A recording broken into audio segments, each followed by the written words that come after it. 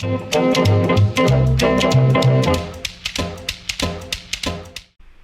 everyone, this is Timothy Karambat with Congress Stock Watcher, where we're at the intersection of politics and finance, coming at you today with a daily report for both the Senate and the House for April 12th, 2021.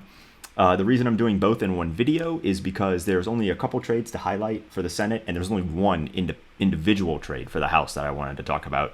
I just thought that these trades were interesting, or that there's, some kind of link, just that kind of stuff. But without further ado, let's just hop into it. So you can see for the Senate, there's a median trade value today of about $3.2 million. And that's certainly a lot of money. The reason it's around $3 million is mostly because of Mark Warner's one single trade that was an estimated $1 to $5 million. Again, when we get disclosures from the Senate and the House alike, they never give us exact dollar values unless they're less than $1,000. So pretty much as you get to larger and larger numbers, these values can get a little bit large. It's meant to give you an idea. It's not meant to give you an exact value. That being said, you can see that Mark Warner did about $3 million worth of a single transaction, right? And it was a sale. Before we get into this trade, who is Mark Warner?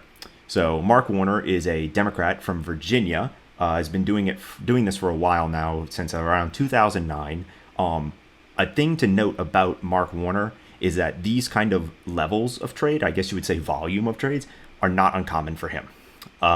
He was wealthy before he was a senator, and he actually had founded a venture capital firm, I believe, Columbia Investments, who were early investors in Nextel, and additionally he co-founded a cellular company, some telecommunications company, and actually that's where he made the majority of his wealth. It was about I think it contributed $200 million to his net worth, is I think what the reported value was. So he was wealthy before he had gotten to the Senate. A interesting thing to note about Mark Warner's kind of position as a Democrat in the Senate is that he is actually a chair on the Senate Intelligence Committee. And why is that interesting? Well, that's interesting because Richard Burr was the head of the Senate Intelligence Committee while he was being investigated by the SEC for the insider trading allegations that were then dropped. As well, for the Senate Intelligence Committee, on the Democratic side, Dianne Feinstein, she is kind of the head Democrat on that committee, and she also is known for doing some pretty high dollar volume trades. This particular trade that we're talking about today is actually a line of credit, and that normally isn't interesting for several reasons, mostly because it's just a line of credit. One thing just to clarify when you see lines of credit is that I still to this day do not know what a sale or a purchase of a line of credit as reported through this system means. So there is some ambiguity about which way the money is going with a sale or a purchase. And I have to imagine that in this particular instance, it is an extension of a line of credit to this company. Why is that important or useful? Well, this is a picture of Mark Warner, for those of you who don't know who he is. What is this? March? No, this is February 5th. Yeah, this is February 5th, 2020.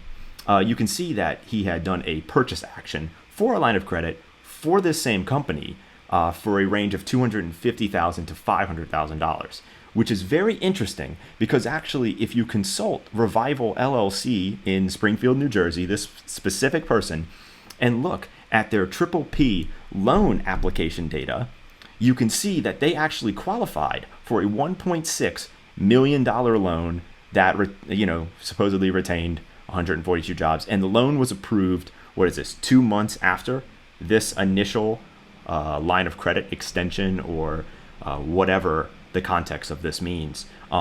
Interesting just to know that kind of Mark Warner had a personal interest in this particular company in New Jersey, which I find is kind of odd. They were later awarded a PPP loan, but I have not found anything that at least is super obvious as to why Revival LLC is important either to the state of Virginia or to Mark Warner personally. But either way, an interesting trade nonetheless. Close these tabs. And next, just to highlight, Shelley Capito. These trades were all spousal executed, so her spouse, Charles Capito, is the one who should have performed these trades. One of them is a much greater dollar value than the rest, the majority of them obviously being purchases. And one of them, just to highlight, is a UBSI, which is U.S. bank shares. And the only reason that this is relevant, or just something to even touch on, is that Shelley and Charles are both native West Virginians. She is the Republican West Virginian junior senator. And I just think it's interesting that they reported this transaction at this high of a dollar volume for United Bank shares. Although I guess it's not that surprising, because United Bank shares is headquartered in Charleston. So that doesn't seem really too odd. It's kind of close to home for them. Might not, I mean, it's probably nothing of any significance to them. I just think that it's an interesting detail, I guess. Lastly, we're going to be moving on to the House. This one is really just, I haven't seen anything like this before, so I thought it was just really interesting to bring up. Obviously, we're in the Massachusetts 6th District for Seth Moulton. He, I believe, is a Republican? No, he's a Democrat. I'm sorry. Democrat. So for Massachusetts. You can see we have an unlisted ticker for $100,000 to $250,000. And you would think that this could be something, almost of the same. This is a joint. So again, like here, let's go directly to the report, right? It's always easier to do that. It just says joint. That doesn't give us any kind of clarity as to who or what entity is executing this trade. But what we do know is that they purchased exactly 2,007 shares. The thing that I think is the most interesting about this detail is that it is for this company called Aura Health OY, and this is actually a Series C preferred share. So a Series C, so this is a startup kind of new business that is fundraising, and they're actually pretty mature in their fundraising kind of life cycle right now. I mean, they're on their Series C. And these are preferred shares too, which is interesting. And so this shows kind of that, Representative Moulton has a personal kind of attachment to this idea. Like, he really just likes it a lot, because he's gone out of his way to get involved in their fundraising round.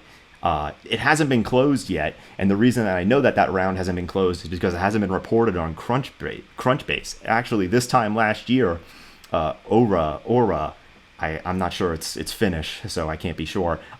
March last year, they closed their Series B, so now they're fundraising again for their Series C, and I guess this representative just particularly wanted to get in on it. You can see that they're a pretty small team, but what do they make? And this is what's really interesting to me. So it's a ring that you would wear, and apparently it's supposed to, I guess, tell you when to go to sleep, and give you health information all through this ring. I am not their demographic. That is almost certainly the case. This is not for me. But I do just find it interesting that we have a representative that went and is getting involved in kind of the venture capital space while being a representative. It's in the health space, and so he may just have some personal beliefs or ideas on these kind of companies. But I just thought that was interesting. And so that's it for today. And hopefully we'll come back with another video, and probably tomorrow, when I'm sure more trades will be filed. So I'll get those transcribed and see if I can find anything interesting. Until next time, it's been Tim with Congress Stock Watcher, where we're at the intersection of politics and finance, and I'll see y'all next time. Thanks.